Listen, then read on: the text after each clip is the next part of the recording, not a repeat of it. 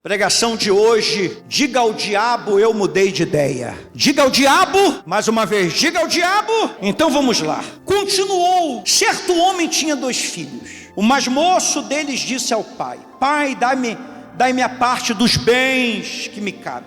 E ele lhes repartiu os haveres. Passado não muitos dias, o filho mais moço, ajuntando tudo o que era seu, partiu para uma terra distante. Lá dissipou todos os seus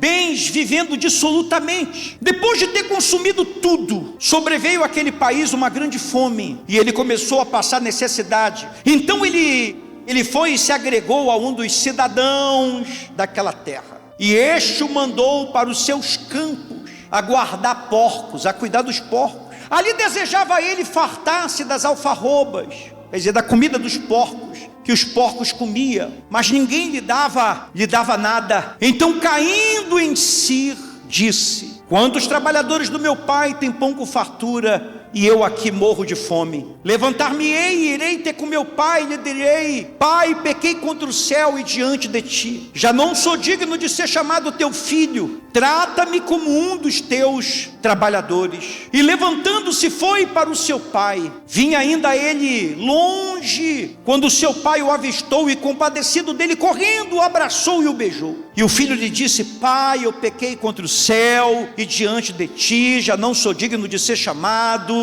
teu filho. O pai, porém, disse aos seus servos: trazei depressa a melhor roupa, vestiu, ponde nele um anel no dedo e sandália nos pés. Trazei também, matai o novilho cevado, comamos e regozijemo-nos, porque este meu filho estava morto e reviveu, estava perdido e foi achado. E começaram a regozijar-se. Ora, o filho mais velho estivera no campo, e quando voltava, ao aproximar-se da casa, ouvindo a música e as danças, chamou um dos criados e perguntou-lhe: que era aquilo? E ele informou: veio teu irmão a teu pai, e teu pai mandou matar o novilho cevado, porque o recuperou com saúde. Ele se indignou e não queria entrar. Saindo, porém, o pai procurava reconciliá-lo, mas ele respondeu a seu pai: há tantos anos que eu te sirvo, sem jamais transgredir uma ordem tua, e nunca me deste um cabrito sequer para alegrar-me com meus amigos. Vindo, porém, este teu filho, que desperdiçou os teus bens com meretrizes, tu mandaste matar para ele o novilho cevado. Então lhe respondeu o pai: meu filho, tu sempre estás comigo, tudo que é meu é teu. Entretanto, era preciso que nos regozijássemos e nos alegrássemos, porque esse teu irmão estava morto e reviveu, estava perdido e foi achado. Então, nessa parábola de Jesus, nós temos 4 personagens. Quem é o primeiro personagem dessa parábola? O pai. Esse pai tinha quantos filhos? 2 filhos. O mais novo e o mais novo tem um nome que Jesus dá para ele, que se chama filho pródigo, gastador, extravagante, sem juízo. E o filho mais velho, que é aquele que sempre ficou com o pai. E nós temos um 4º personagem aqui, que é um personagem oculto, misterioso, escondido, que aparece no finalzinho da história, que trabalha nos bastidores. Quem será ele? Ele nunca é lembrado na parábola do filho pródigo. Ele nunca é pregado na parábola do filho pródigo. De todos os personagens da parábola do filho pródigo, quem é o mais lembrado? Quem é o mais pregado? Quem já foi o mais pregado em todos os séculos da história da igreja? O filho pródigo. Não importa o que você fez, não importa por onde você andou, não importa os erros que você cometeu. Se você é como filho pródigo, se arrependa, volte para a casa do pai, que você vai ser perdoado. Amém? Então, dessa parábola, quem é a pessoa mais importante, quem é a pessoa que mais se fala, é o próprio filho, e se prega exaustivamente para aquelas pessoas que um dia estiveram com Jesus, que se afastaram. Volte, que Jesus vai te perdoar. Nessa parábola do filho pródigo também nós temos o irmão mais velho também. De vez em quando ele é lembrado. Não tem o irmão mais velho? Não tem o irmão mais velho? Sim ou não? Não tem irmão mais velho? Na história do filho pródigo, todo mundo ficou feliz quando o filho pródigo voltou. Deus ficou feliz, os anjos ficaram felizes, os servos ficaram felizes, o pai ficou feliz. O único que ficou infeliz com a volta do filho pródigo foi quem? O irmão mais velho. Você já percebeu isso na história? Porque quem tem raiva de você, quem tem inveja de você, nunca quer ver você bem, quer ver você sempre no chão. E é interessante como a Bíblia mostra que é sempre gente perto de você, sempre quem não gosta de você, sempre quem torce contra, sempre quem quer o teu mal, às vezes é gente do teu próprio sangue. Caim tramou mal contra Abel, os irmãos de José contra José, os irmãos de Davi contra Davi, e o irmão mais velho do filho pródigo ficou com raiva quando soube que ele tinha voltado para casa. Quando ele ouviu o barulho da festa, ele não quis nem entrar. O pai teve que sair para tentar reconciliar, mas ele não quis. Se ele tivesse recebido a notícia que o irmão tinha morrido, ele teria ficado feliz. Dentro da igreja de Jesus, a gente tem muito irmão mais velho que não aceita que aqueles que pecaram, que erraram, que se afastaram, possam voltar, possam se reconciliar, possam dar a volta por cima. Graças a Deus que eles não são a maioria. Então nessa história nós temos 4 personagens. Quantos personagens? Estou ouvindo você, quantos? Filho pródigo, o irmão mais velho. Quem mais? Temos o pai. O pai representa quem? Deus. Você quer saber o quanto que Deus te ama? Leia essa história. O filho pródigo voltou com o coração cheio de medo. Será que eu vou ser perdoado? Será que meu pai vai aplicar a lei? Gastei toda a minha parte da herança, fiz tudo errado, estou arrependido, mas eu falei feio, já não sou digno nem de ser chamado seu filho, quero ser tratado como trabalhador. E o que o pai faz? Abraça, perdoa, traz a melhor roupa, coloca anel, coloca sandália, manda fazer uma festa, mata o melhor animal. É como se o filho nunca tivesse cometido nenhum pecado. O filho foi perdoado quantos por cento? 100. É assim que Deus faz.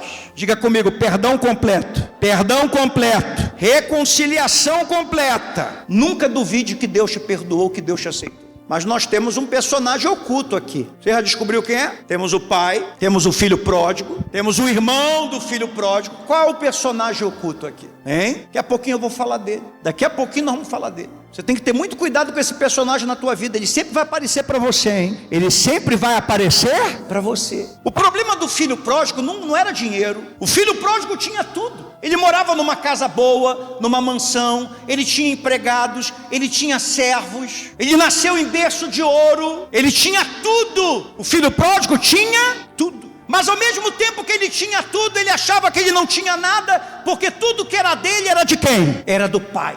Só que enquanto o que era dele estava na mão do pai, o que era dele estava crescendo ou estava se multiplicando? Estava crescendo, estava se multiplicando, porque não estava na mão dele, estava na mão de quem? Estava na mão do pai. Enquanto o que é teu estiver na mão de Deus, nunca vai se perder, sempre vai se multiplicar. E quando o que é teu estiver na mão de quem? Sempre vai crescer, sempre vai se multiplicar, porque Deus não vai somar, Deus não vai dividir, Deus não vai subtrair, Deus sempre vai multiplicar. Mas o filho pródigo quis para ele, e ele não queria só o dinheiro, ele queria os bens. Ele não queria dinheiro, ele queria os bens. E nós, olha que coisa interessante, quando a gente lê aqui a história do filho pródigo, fala que o pai repartiu os bens. Então o pai não deu só os bens para o filho pródigo, ele também repartiu os bens para o filho mais novo e repartiu os bens para o filho mais... Diz aqui que ele repartiu os bens para o filho mais novo e para o filho mais... Só que o filho mais novo foi embora e o filho mais velho ficou. Olha aqui para mim, tem gente que é assim. Tem gente que quando Deus abençoa ela vai embora. Tem gente que quando Deus abençoa ela fica. Isso aqui o filho mais velho foi sábio. Quando o pai abençoou ele, quando o pai deu a herança para ele, o que é que ele fez? Diga assim, ele ficou. O filho pródigo fez o quê? Foi embora. O que você faz quando Deus te honra? O que você faz quando Deus te abençoa? Você vai ou você fica? Olhe para a pessoa que está do seu lado e diga assim: quando Deus te abençoar, não vai embora. Fique na casa de Deus, fique na presença de Deus. O pai não repartiu a herança só para o filho mais novo, não, deu para o velho também. O velho poderia ter ido embora também, mas ele ficou. Se Deus te dá saúde, fique com saúde na presença de quem? Se Deus te der prosperidade, fique com prosperidade na presença de quem? Se Deus restaurar teu casamento, fique com seu casamento restaurado na presença de quem? Se Deus te der sabedoria, fique com sabedoria na presença de quem? Se Deus abençoar a tua vida sentimental, fique com a tua vida sentimental abençoada na presença de quem? Não importa o que Deus faça na tua vida,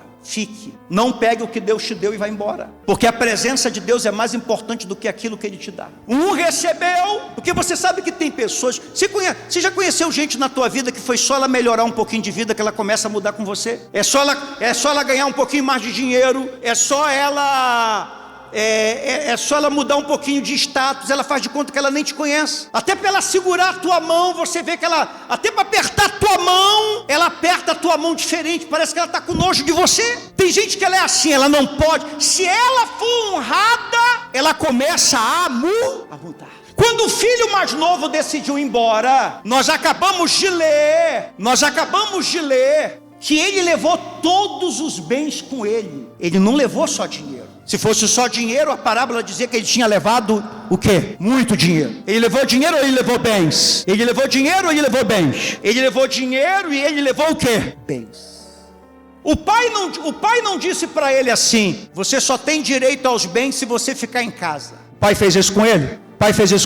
O pai disse assim para ele: você só tem direito aos bens se você ficar comigo. O dia que ele decidiu ir embora, o que ele fez? Ele foi com uma mão na frente e outra atrás, ou ele levou os bens com ele? Todos os bens. Deixa eu te falar uma coisa, olha aqui para mim. Aquilo que Deus te dá, Ele não vai te tomar. Aquilo que Deus te dá, Ele não vai te tomar. O dia que você decidir sair da presença, o dia que você decidir ir embora, você pode ir embora com tudo que Deus te deu. Deus não é mesquinho. Deus não é Deus que dá e Deus que tira. Deus nunca vai dizer assim: eu te abençoei, agora que você vai me deixar, eu vou tirar de você.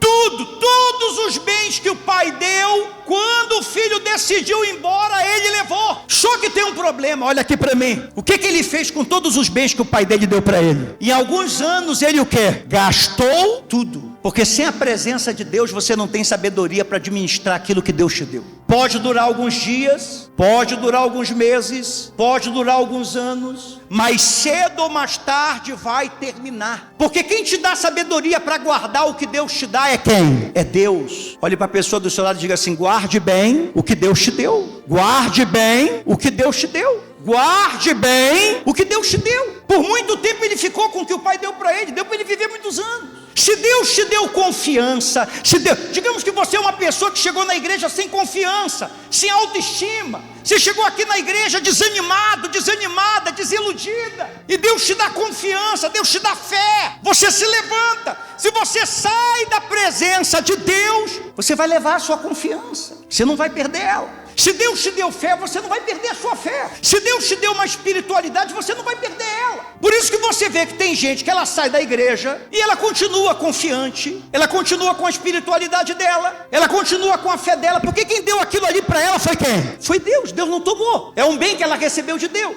Se Deus fez um milagre na saúde, ela continua com saúde. Se Deus fez algo no casamento dela, aquilo ali vai continuar. Se Deus fez algo na família dela, aquilo ali vai continuar. Porque Deus não é mesquinho. Ela vai e leva os bens com ela. Ela vai e leva as bênçãos com ela. Só que acima das bênçãos tem a presença. Teve um momento que tudo que ele levou do pai, o que aconteceu? Acabou. E ele não tinha o pai para dar mais. Ele tinha um pai para dar mais? Ele tinha um pai para dar mais? Ele não tinha um pai para dar mais. Quando acabou tudo, veio uma fome, bateu o desespero. Quando ele estava desesperado, apareceu um homem, que era um homem muito rico, dono de muitas terras. Jesus fala dele nessa parábola. Ele está pobre, miserável, doente, sem amigos, sem dinheiro, sem bens, sem nada. E esse homem pergunta para ele assim: vem cá, você quer um trabalho? Você quer um trabalho para você sobreviver? Ele fala assim: mas ninguém me dá nada. Não, eu vou te dar um trabalho. Eu sou um homem muito rico, eu tenho muitas terras. Não se esqueça que Jesus está falando essa parábola para judeus. E o homem diz para ele assim: pois você vai trabalhar para mim. Você vai trabalhar? Você vai cuidar dos meus porcos. Você sabe que para os judeus os porcos são animais imundos, animais amaldiçoados. Judeu não toca em porco, judeu não come porco, judeu não chega perto de porco. Aquele homem ofereceu esse personagem escondido, esse personagem que nunca é pregado, esse personagem que nunca é falado, ele só aparece na história depois que o jovem gasta o quê? Diga assim: tudo. Quem é aquele que espera você perder tudo? Quem é aquele que só aparece na tua vida quando você está totalmente desesperado, desesperada, quando você não tem nenhuma opção, e aí ele aparece na tua vida? Esse homem é o diabo. Esse homem é quem? Esse homem aqui na parábola é o diabo. O diabo faz o filho pródigo trabalhar com a única coisa que ele não poderia trabalhar. Ele começa a trabalhar com aquilo que é uma maldição para a vida dele, com os porcos. E veja que ele não aparece quando ele está perdendo. Ele aparece quando ele perde o quê? Tudo. Não quando ele tinha um pouco. Porque enquanto você tiver um pouco de Deus em você, o diabo ainda não pode te tocar. É por isso que tem gente que ela está afastada, longe da presença de Deus, mas o diabo ainda não consegue destruir ela como ele quer. Sabe por quê? Porque ela ainda tem um pouco, ela ainda tem um pouquinho de unção, ainda sobrou um pouquinho de unção, ela ainda tem um pouco de comunhão, ela ainda tem um pouco de temor a Deus, um pouco. Ela está perdendo, mas ainda tem um pouco, ainda tem um pouco. Tem noites que ela ainda dobra o joelho e ora, de vez em quando ela pega a Bíblia dela e ora, de vez em quando ela ainda vem na igreja, de vez em quando ela ainda faz um jejum, de vez em quando, é um pouco, mas mesmo um pouco, um diabo ainda tem. Esse homem não apareceu quando ele tinha um pouco, esse homem apareceu quando ele não tinha nada. O diabo sempre aparece quando você não tem. Porque quando você não tem nada, você cai em desespero. Quando você está desesperado, você aceita qualquer coisa. Se você é uma mulher carente e você está em total desespero de carência,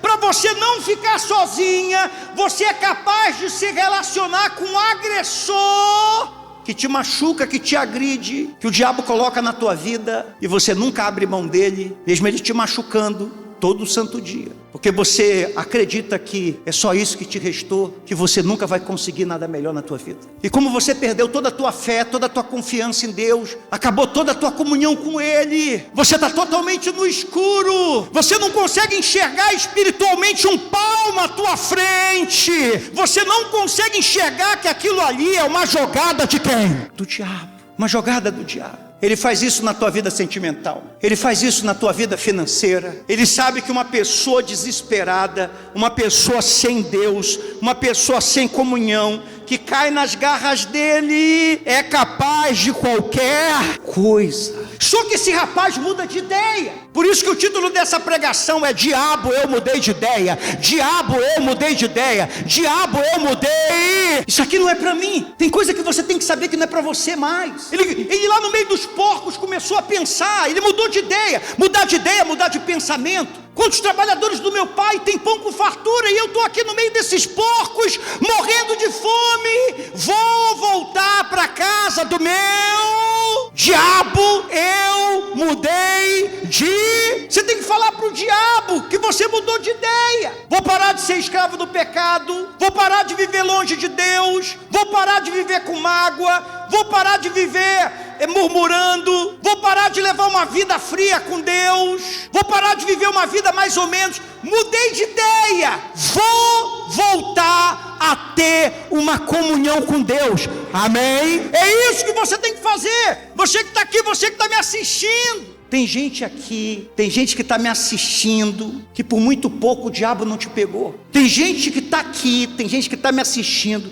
que o Espírito Santo te alertou. E essa pregação de hoje foi uma confirmação de Deus para você. O Espírito Santo trabalhou na tua mente e fez você mudar de ideia sobre algo. Você ia cair numa armadilha de Satanás a respeito da tua vida espiritual, a respeito da tua vida sentimental, a respeito da tua vida financeira. Mas na hora que o laço do passarinheiro estava pronto, você disse assim: diabo, eu mudei de ideia. Ninguém entendeu nada quando você mudou de ideia. Só você e Deus. Porque Deus tem um propósito de salvação para você. Você pode perder as coisas, mas você não pode perder quem você é em Deus. Aquele jovem perdeu tudo, mas depois que ele voltou para o pai, ele conquistou tudo de novo e foi rápido. Você não pode deixar de ser filho, você não pode deixar de ser filho. Veja como é que é o diabo. Nessa parábola ele está escondido, ele está na... O diabo é assim, o diabo trabalha nos detalhes, o diabo trabalha na escuridão, o diabo trabalha nas sombras. Ele não gosta de ter um nome, ele não gosta de destaque, ele não gosta que falem dele. Ele aparece, desaparece, ele faz o estrago, ele faz você se sentir culpado. Tem gente aqui que está acabando.